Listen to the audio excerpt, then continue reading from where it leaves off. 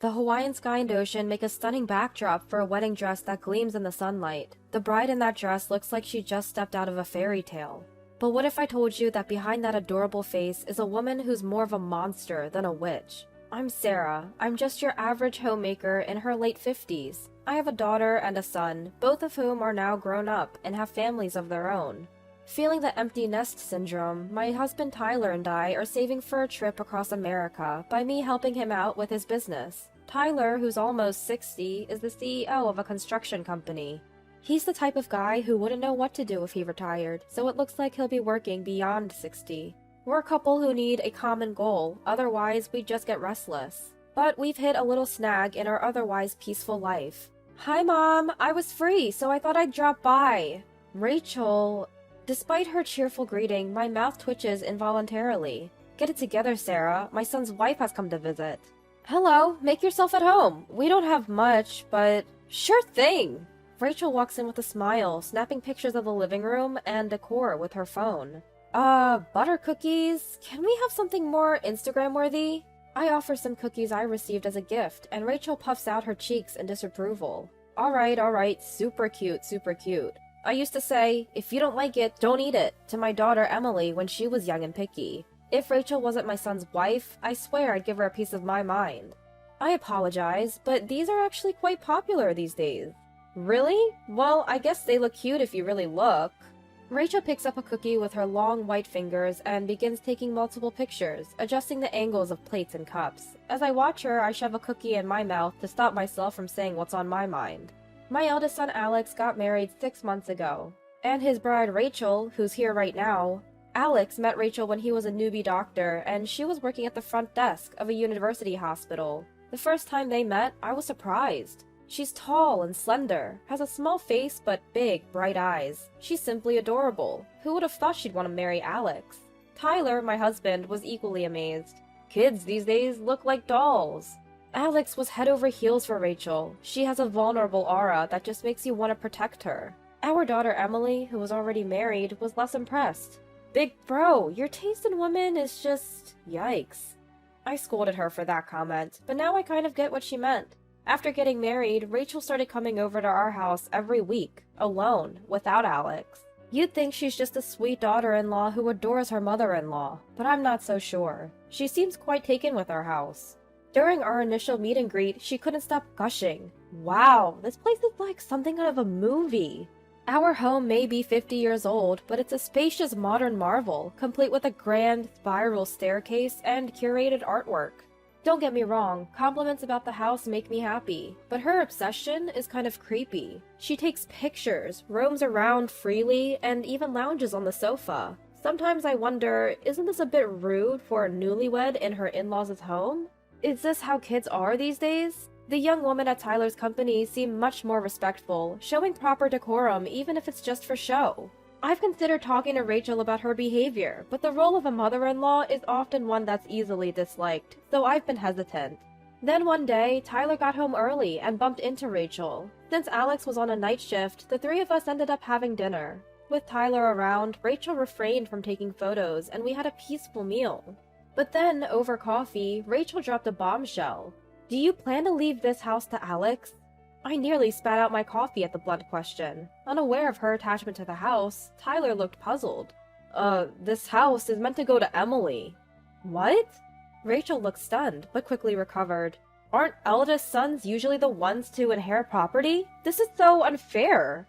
Tyler replied, Alex is a doctor. Emily and her husband will inherit this house and run my business. Besides, this house belongs to Sarah, not me. What?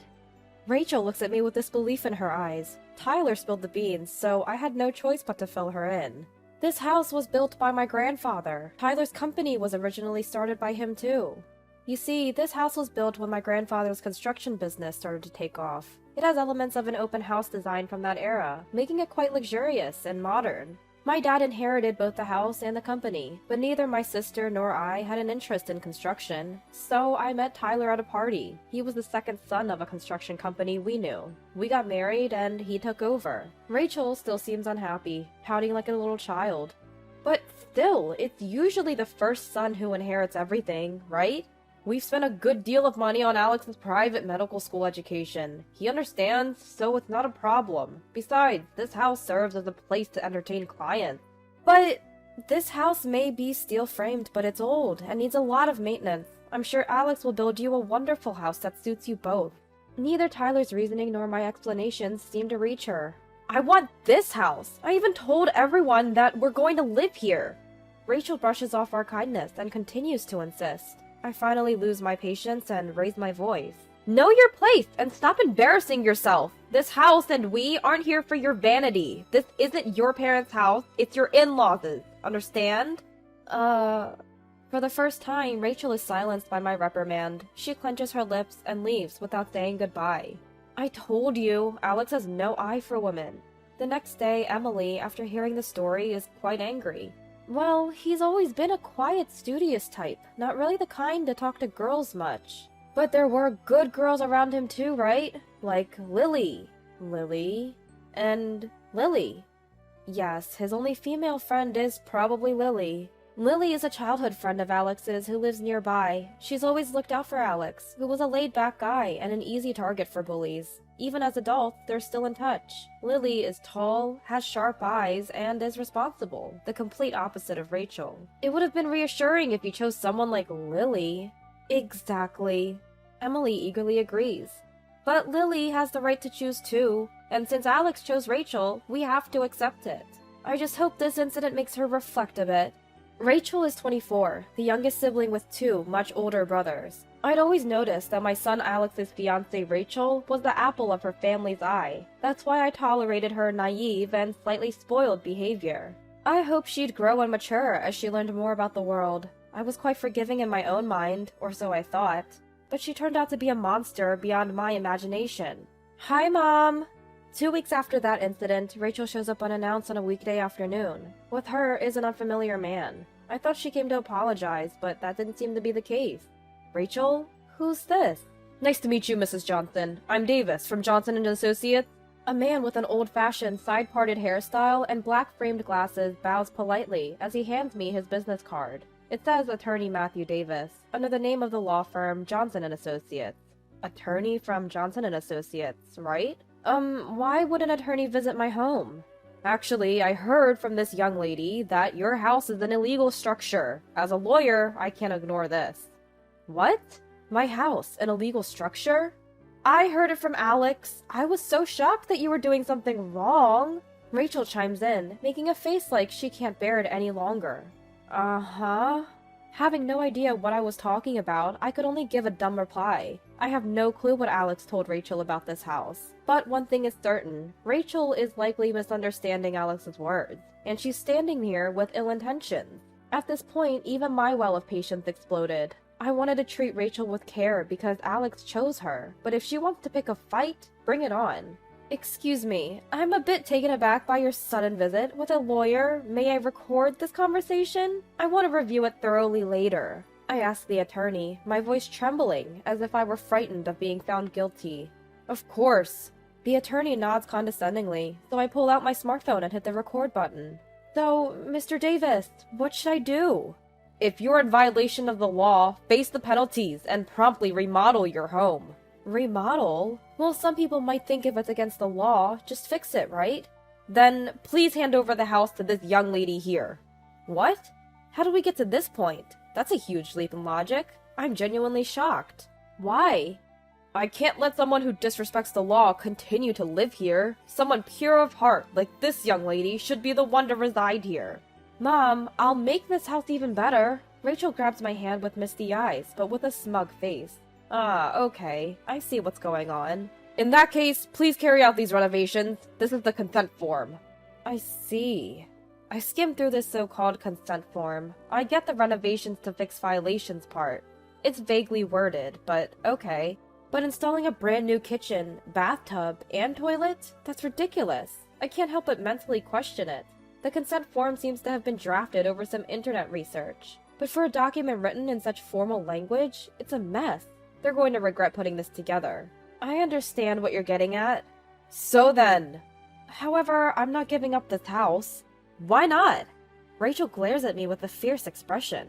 Her true colors are showing. Unfazed, I confidently reply, because this house isn't illegally built. Both of them let out stunned noises at the same time. What? Rachel starts to panic. But Alex said our family home is illegally built. I calmly respond, did he say if you were to build it now? Sure, if you were to build this house here now, it would be illegal. But did you know that houses built before the law was amended are classified as non-conforming existing buildings and are exempt? Exempt? The lawyer would know this, right?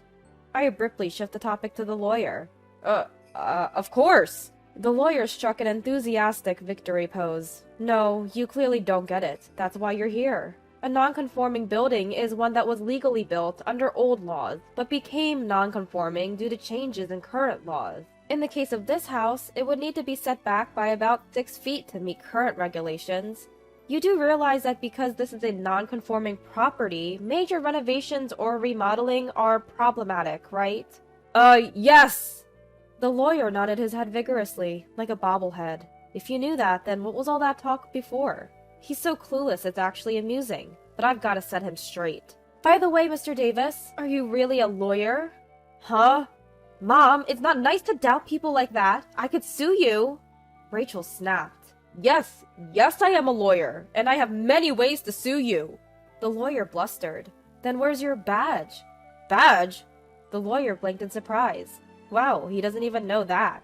Your attorney's badge? After a moment of silence, the lawyer slapped his hand and said, yes, that's a very important item. So, it's displayed in my office. I couldn't help but be taken aback. Oh, come on, it's not a trophy. But lawyers are required to carry it when practicing, aren't they? He's at a loss for words, so I sighed and said, never mind, let's have Mr. Smith bring it over. Mr. Smith? He's a lawyer at Johnson & Associates. You do know him, don't you? Yes, Mr. Smith. He's a colleague of mine. A colleague? You're joking. The age difference alone? This guy can't even keep his story straight. Mr. Smith is the managing partner. He's been our family lawyer since my father's time. Ah. Even the so-called lawyer, or should I say the fake lawyer, is now scratching his head and groaning. No need to cover it up anymore. You're done. So, Mr. Davis. Hey, you're a lawyer, right? So you should know that it's a crime to impersonate a lawyer without a license.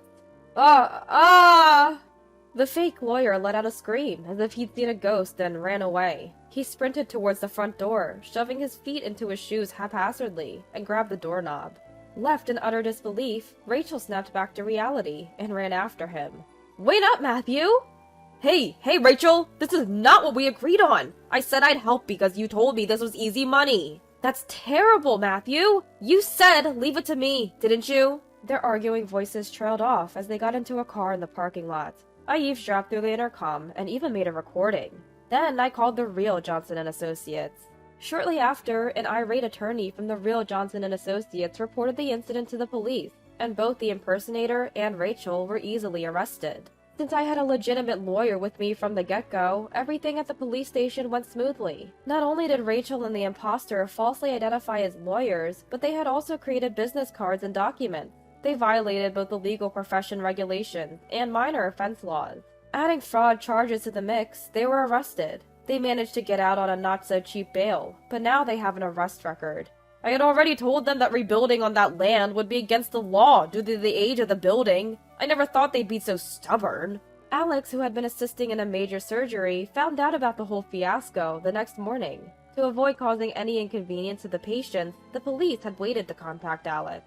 Hearing the news, Alex looked pale and disheartened. You even roped in your affair partner for this scheme. You've chosen quite the bride. Emily, who had rushed over out of concern for me, told Alex with a weary look. That's right, the fraudulent lawyer turned out to be Rachel's former affair partner. Matthew was Rachel's ex-boyfriend, and they had a history of breaking up and getting back together. During a long separation, Rachel had started dating and got engaged to Alex. Matthew, apparently missing Rachel, sought to rekindle their relationship, and she accepted. All the while, she was cheating on Alex. Matthew, who never really held a stable job, was not as appealing to Rachel as Alex, who was a doctor. And as of now, Matthew was still unemployed. Come on, Alex is nice and has money and a beautiful house, but Matthew is fun and good-looking. You understand, right, Mom? I don't. Ah! As divorce mediation proceeded, the layers of Rachel's deception were peeled back. With every revelation, I felt like I was about to pass out.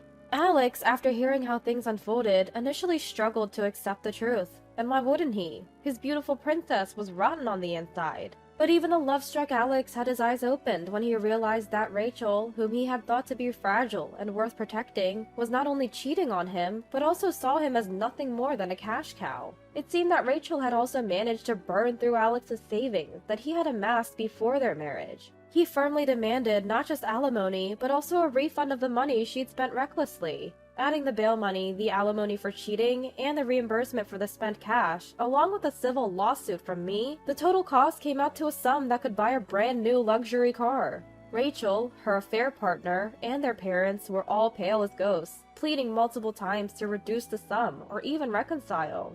She even offered to completely break it off with the other guy as a compromise.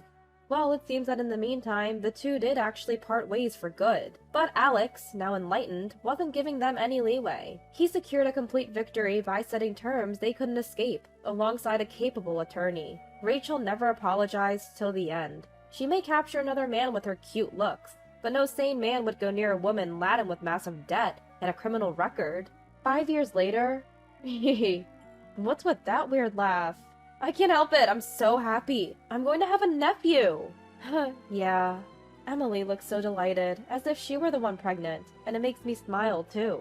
After his divorce, Alex had thrown himself into his work, becoming wary of women. I was worried about him, but if his work could save lives, then I thought that was good. And last year, Alex remarried. Now, his wife is carrying a new life in her womb. I can't believe Alex remarried and is even going to have a child. And the best part is, he's with Lily! Can't beat that!